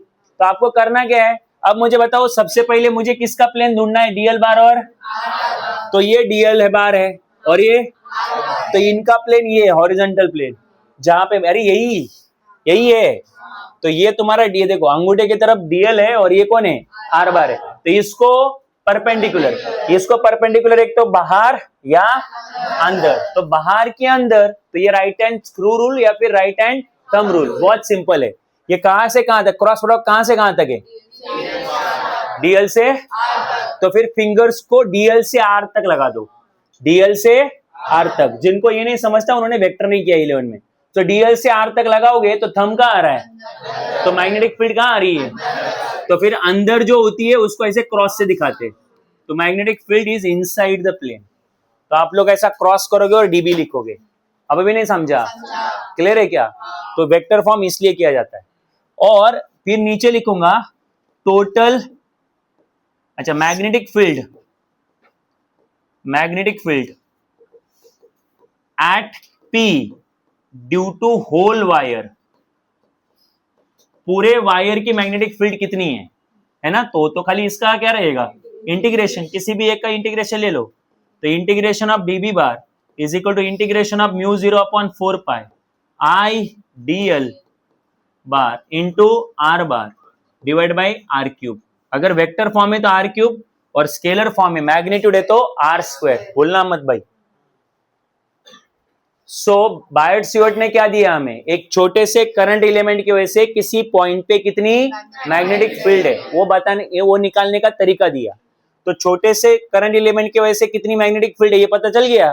तो ये एंटायर के लिए बस क्या करेंगे और बस पूरे वायर की मैग्नेटिक फील्ड हमारे सामने आ जाएगी। कोई डाउट है यहाँ पे? क्लियर है ये? डायरेक्शन समझा कैसे डिसाइड किया? ओके। सो तुम्हारा चाहिए तो इधर लिख लेना कहीं पे। सो dB bar is perpendicular to plane of dl bar and r bar given by right hand thumb rule.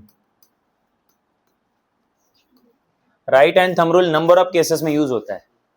तुम्हें कौन से केस में क्या लगाना है ये भी कंफ्यूज रहेगा। कंफ्यूज ही रहो, मेरे को क्या है। कुछ डाउट है यहाँ पे? आगे बढ़ते हैं। अब इसके एप्लीकेशन,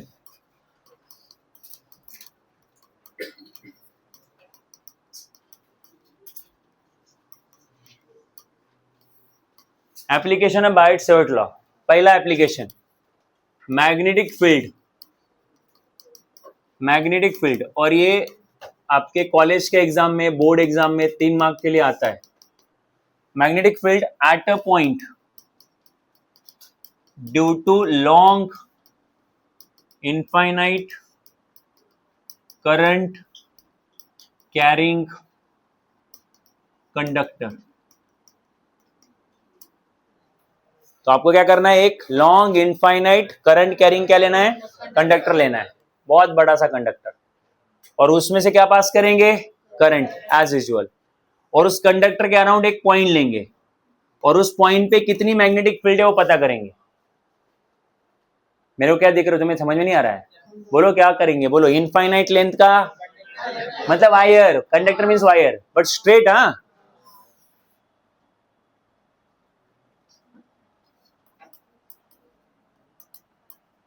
हाँ, ये वर्ड जरूरी है, ठीक है। Long and straight, infinite current carrying conductor, magnetic field at a point due to long and straight. Infinite word कहाँ आ गया? इनफाइनाइट करंट के बाजू में आ गया, मतलब करंट इनफाइनाइट हो जाएगा। मुझे क्या चाहिए? अबे लेंथ इनफाइनाइट चाहिए।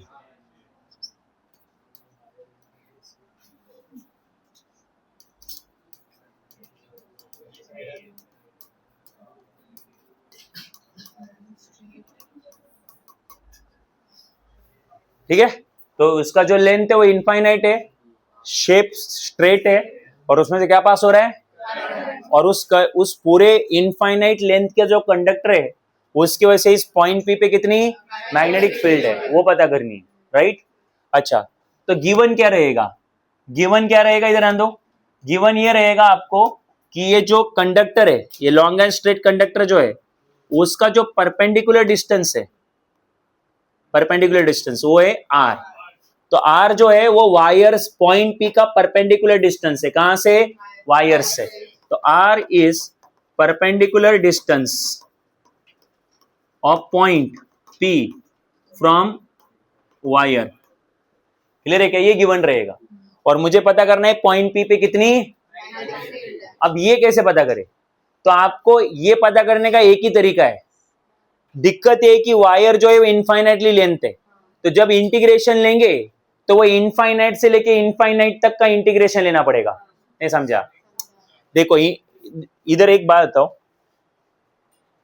इंटीग्रेशन का नॉलेज है तुमको? है तो लगाओ। इंटीग्रेशन का मतलब इंटीग्रेशन ऑफ डीबी मतलब टोटल मैग्नेटिक फील्ड। तो आगे क्या इंटीग्रेशन है, बट यहाँ पे डी किसके साथ है वो बताओ, क्योंकि जिसके पास साथ डी है वो चेंज होता है और लिमिट भी उसी के अलग होते हैं। तो डी के साथ को मतलब डी किसके आते हैं? एल के साथ। तो लिमिट लेंथ के रहेंगे, तो इधर रहेगा लेंथ, लेंथ का लोअर लिमिट, और इधर रहेगा। बट वायर तो इनफाइनाइट से शुरू होके कहां तक है? तो फिर लिमिट इनफाइनाइट तो इनफाइनाइट लगेगा ना, तो ये कभी सॉल्व ही नहीं होगा। क्यों? क्योंकि बाद में upper limit minus lower limit करेंगे और वो इनफाइनाइट और इनफाइनाइट आएगा, तो वो सॉल्व होने वाला। बट फॉर्मूला तो यही लगेगा। इसलिए हम लोग क्या करेंगे, वायर के दो इक्वल टुकड़े कर देंगे। वायर क्या करेंगे, और आधे वायर का मैग्नेटिक फील्ड निकालेंगे। आधी वायर की वजह से यहाँ पे कितना वो पता करेंगे। तो आधी वायर की वजह से कितना मैग्नेटिक फील्ड है वो पता चल गया। तो फिर आधी वायर का मैग्नेटिक फील्ड, हाफ वायर का मैग्नेटिक फील्ड मान लो 10 टेस्ला है, तो बची हुई हाफ का भी कितना रहेगा 10 टेस्ला, टोटल हो जाएगा 20 टेस्ला। अभी भी नहीं समझा? क्लियर है यहाँ पे? तो अब मुझे बताओ पूरी वायर का मैग्नेटिक फील्ड एक साथ निकलेंगे कि हाफ वायर का एक साथ? तो चलो अभी मैं वायर को हाफ कर लेता हूं, ठीक है। सो वायर हाफ जो है इधर आने दो गदो। हाँ, सो सपोज मान लो ये जो ग्रीन पार्ट ऑफ वायर है, this is half the length of wire. मतलब यहां से वायर की लेंथ, यहां पे वायर की लेंथ 0 होगी और यहां पे जाके क्या होगी इनफाइनाइट। अरे आया ना? तो अभी मुझे बताओ वायर कहां से शुरू हुई? 0 से, है ना, 0 से इनफाइनाइट। और यहां पे भी 0 से, क्योंकि वायर के मैंने कितने टुकड़े लिए, और मैं 0 से इनफाइनाइट वाला जो वायर है आधी वायर के वजह से यहाँ पे कितनी मैग्नेटिक फील्ड है वो पता कर रहा हूं, ठीक है। तो वो तो बहुत इजी है, ठीक है, बस बहुत सारा लिखना पड़ता है इसलिए टाइम लगता है।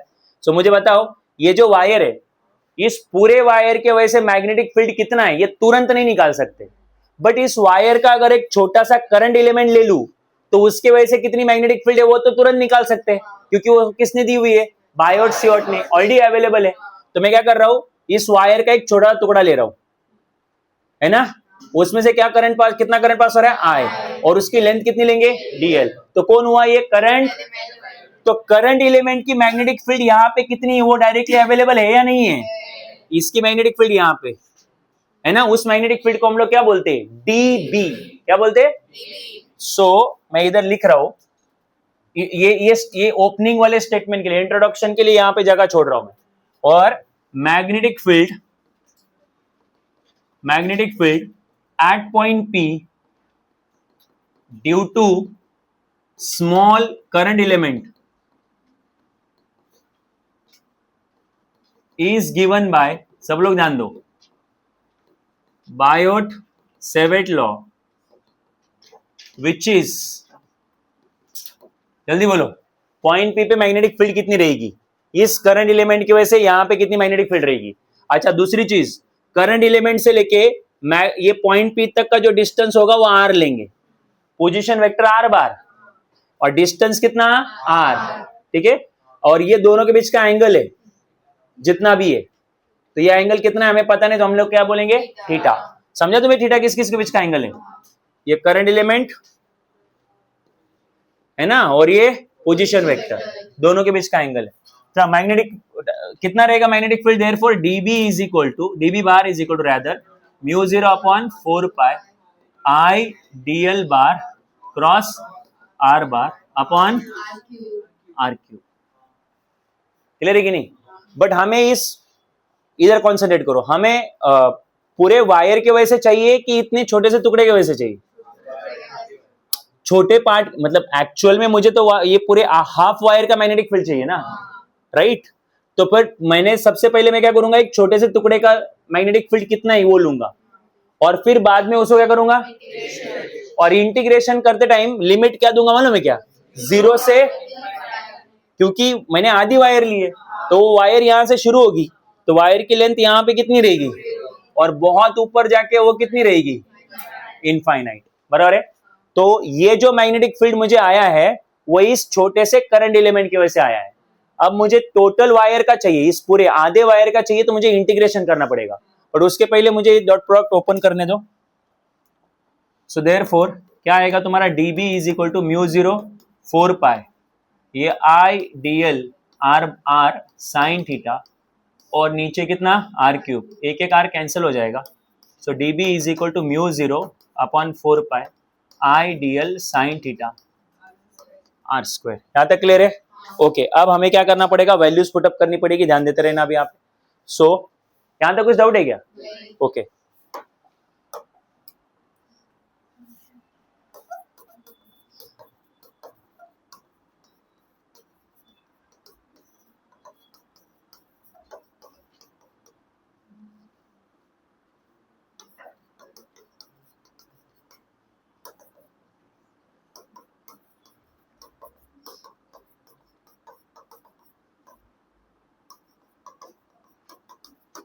हाँ, क्या लिखा है स्टेटमेंट,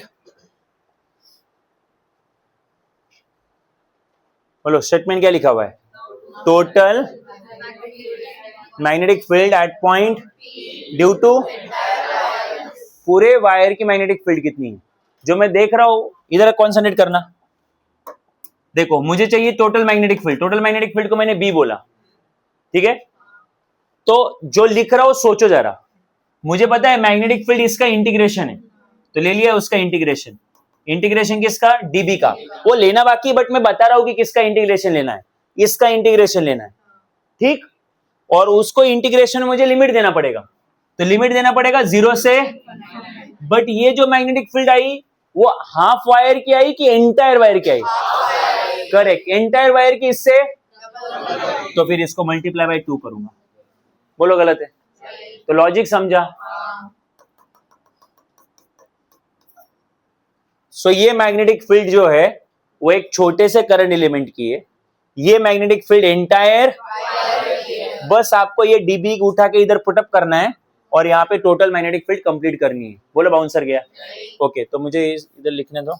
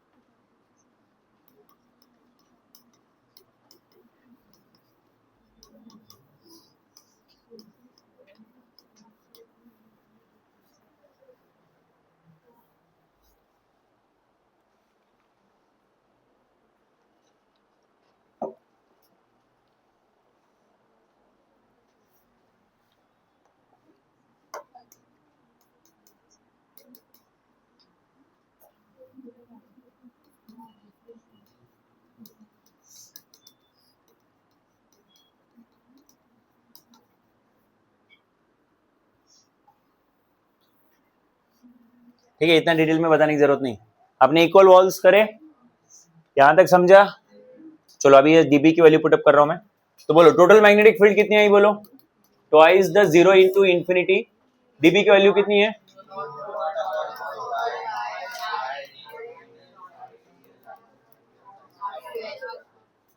ठीक है, इंटीग्रेशन है तो आधा तो आपको जानते ही हो, जो जो कांस्टेंट हो कहाँ आएगा? जल्दी से बोलो कौन कांस्टेंट है? शाबाश, करंट आए। हाँ, सो ये तुम्हारा dL sine theta R square, ये नहीं बाहर आएगा। अरे आया नहीं, क्यों नहीं बाहर आएगा? सी आर, देखो अगर मैं एलिमेंट इधर लू तो आर बड़ा आएगा, अगर एलिमेंट इधर लू तो आर, तो स्मॉल आर वेरिएबल है भाई, उसको बाहर नहीं ले सकते, ठीक है। सो और डीएल के यहाँ पे तो ये खुद ही चेंजिंग है, वो दिख रहा है, डी मतलब derivative change in length, right. So वो बाहर मत लेना। तो आप मुझे बताओ यहाँ पे क्या करेंगे? तो सबसे पहले अभी एक एक वैल्यू पुटअप करेंगे, बिकॉज हमें इंटीग्रेशन लेना है। तो अगर इंटीग्रेशन में इधर डीएल है तो हम लोग प्रिफर करेंगे कि अंदर सब एल वाले टर्म्स रहे। अगर आपको इंटीग्रेशन का नॉलेज आ चुका है तो अगर मैं सपोज इंटीग्रेशन ऑफ, तुम्हें पता है सब्स्टिट्यूशन करते तो प्रिफर करते हैं, याद अगर आपको याद आ रहा है तो प्रिफर करते हैं कि सब्स्टिट्यूशन करने के बाद एंटायर क्वेश्चन टी में कन्वर्ट हो जाए, मतलब एक ही वेरिएबल में आए। तो यहाँ पे इंटीग्रेशन विथ रिस्पेक्ट टू क्या है? एल है, तो प्रिफर्ड ये है कि अंदर सब कुछ किस में आए? तो साइन थीटा आर स्क्वायर उन सबकी वैल्यू पुटअप करनी पड़ेगी, तो करते हैं पुटअप, कौन सी बड़ी बात है, ठीक है। तो सबसे पहले साइन थीटा की वैल्यू पुटअप करते हैं, कैसे? इधर देखो अभी यहाँ पे, हाँ ये डायग्राम देखो। तो मुझे बताओ ये टोटल एंगल जो है, ये एंगल कितना है? 90, ओके। ये एंगल जो है थीटा है, तो ये एंगल 180 माइनस थीटा रहेगा। कितना रहेगा? सोचो, हाँ छोटे दिमाग है तुम्हारे।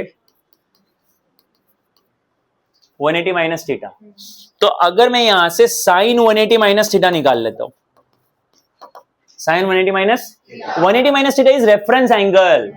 सो tell me sine 180 minus theta, तो साइन क्या होता है? अपोजिट अपॉन तो opposite is R, hypotenuse is small R, hypotenuse is, और साइन 180 माइनस थीटा ना, तो थोड़ा ट्रिग्नोमेट्री भी लगा दो। तो अब मुझे बताओ 180 पे ट्रिग्नोमेट्रिक फंक्शन चेंज, तो साइन का क्या रहेगा,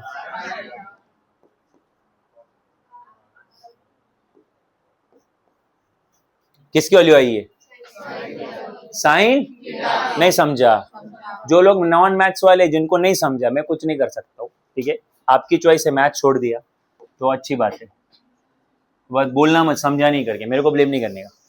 उसके बाद एक बात दो, इधर आन दो, देखो यहां से लेके यहां तक, इधर आन दो, तो आपको पता है कि यहां से लेके यहां तक एक वायर का सेक्शन है, तो पूरी वायर तो इनफाइनाइट लेंथ की है, बट यहां से लेके यहां की वायर इनफाइनाइट लेंथ की है क्या, उसकी तो फाइनाइट लेंथ रहेगी, तो इस लेंथ को मुझे पता नहीं कितनी है, तो मैंने बोल दिया एल, क्या बोल दिया, तो अब मुझे बताओ अगर ये जो ट्रायंगल है तुम देख रहे हो, इधर एक एंगल 90 डिग्री है, तो इस ट्रायंगल में पाइथागोरस थ्योरम लगा दूं तो क्या लगेगा बोलो, पाइथागोरस थ्योरम हाइपोटेन्यूज का स्क्वायर, हाइपोटेन्यूज का square is equal to side one का स्क्वायर प्लस,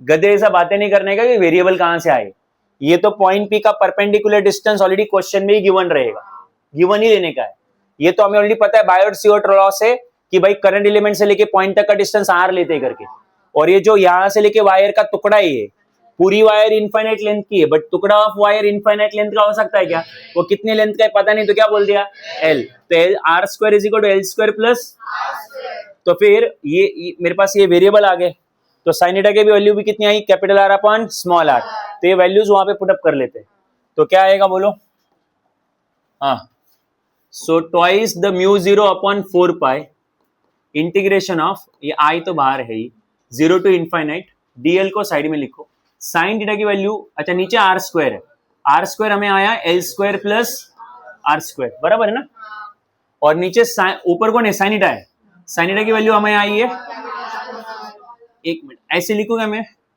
ये देखो ये डीएल को लिख दिया साइड में, फिर ये साइन थीटा पहले लिख देता हूं, कैपिटल स्मॉल आर, और फिर नीचे ऊपर कुछ नहीं तो 1, और नीचे फिर ये आर स्क्वायर की वैल्यू, बोलो नॉन मैथ स्टूडेंट का दिमाग खराब हो जाएगा, ऐसा कर लेते, देखो ये साइन थीटा लिखा, ये जो नीचे का आर स्क्वायर है उसको ऐसा लिख दिया, और बाजू में डीएल लिख दिया, क्या दिक्कत है, ऐसा बिकारी जैसा लिखेंगे, मतलब जो नॉन मैथ स्टूडेंट है उनको समझ में आए, ठीक है, तो ये 2 म्यू 0 आई अपॉन 4 पाई, तो ये 0 टू इंफिनिटी, साइन थीटा की वैल्यू दोबारा बोलो, ठीक, अच्छा एक काम करो ना, ये वैसे रुको, sine theta is equal to capital upon R, ये आगे कौन है, आर अपॉन आर स्क्वायर, और ये कौन है डीएल, वो पुटअप करेंगे, mu 0 upon I upon 4 pi 0 to infinity, ये आर इंटू 1 आर, और नीचे R into R square R cube into DL, okay, so ये twice the mu 0 into I upon 4 pi integration 0 to infinity capital R upon small R है ना, small are का क्या है ये क्यूब, राइट, तो अब जरा दिमाग लगाओ यहाँ पे, R square is equal to कितना है, तो आर इज इक्वल टू कितना आएगा, ये भी बताओ अभी कैसे, दोनों तरफ का क्या लिया स्क्वायर रूट, तो इसका स्क्वायर लिया, स्क्वायर रूट लिया तो ये स्क्वायर कैंसिल हो जाएगा, इसका रूट कैंसिल नहीं होगा इसलिए वो रूट में रहेगा, तो आर की वैल्यू कितनी आई, under root of L square plus, तो फिर आर के जगह पे लिखेंगे under root of L square plus R square, उसका क्या लिखेंगे क्यूब, और बाजू में कौन आएगा डीएल, सो ये तुम्हारा magnetic field is equal to twice the mu naught into I upon 4 pi, ये 0 टू इनफाइनाइट, ये आर अपॉन, अच्छा तो ये L square plus R square है ना, तो इसका अगर रूट हटाएंगे L square plus R square, क्या बोला तूने,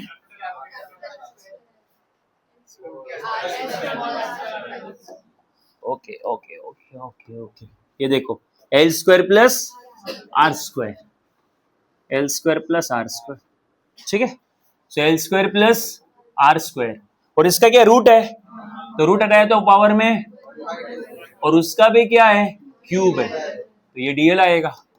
तो twice the mu 0 into I upon 4 pi 0 to infinity R upon power का पावर क्या होगा L square plus R square का पावर कितना आएगा 3/2, और ये कौन आएगा डीएल। अरे आया ना। अब हमें इसका इंटीग्रेशन लेना है, बट हम लोग तो प्रो लोग हैं, हम लोग इंटीग्रेशन ले भी लेंगे। कैसे लेंगे मालूम है क्या, L square plus R square के जगह पे टी सब्स्टिट्यूट करेंगे। क्या पुट करेंगे, वही जो हम लोग करते आ रहे हैं, और फिर इंटीग्रेशन सॉरी डेरिवेटिव लेंगे, याद है कि नहीं। बट अच्छी बात यह है कि तुमको एग्जाम में इंटीग्रेशन सॉल्व करके दिखाने की जरूरत नहीं है, डायरेक्टली आंसर लिखने का है, समझा कि नहीं। अब इसके बाद क्या लेंगे, डायरेक्टली आंसर निकालेंगे, बट सॉल्व करना है तो कैसे करेंगे, समझाइए ना। हाँ, सो इसका आंसर क्या आएगा, तो अभी मैं डायरेक्टली आंसर ले रहा हूं। So this part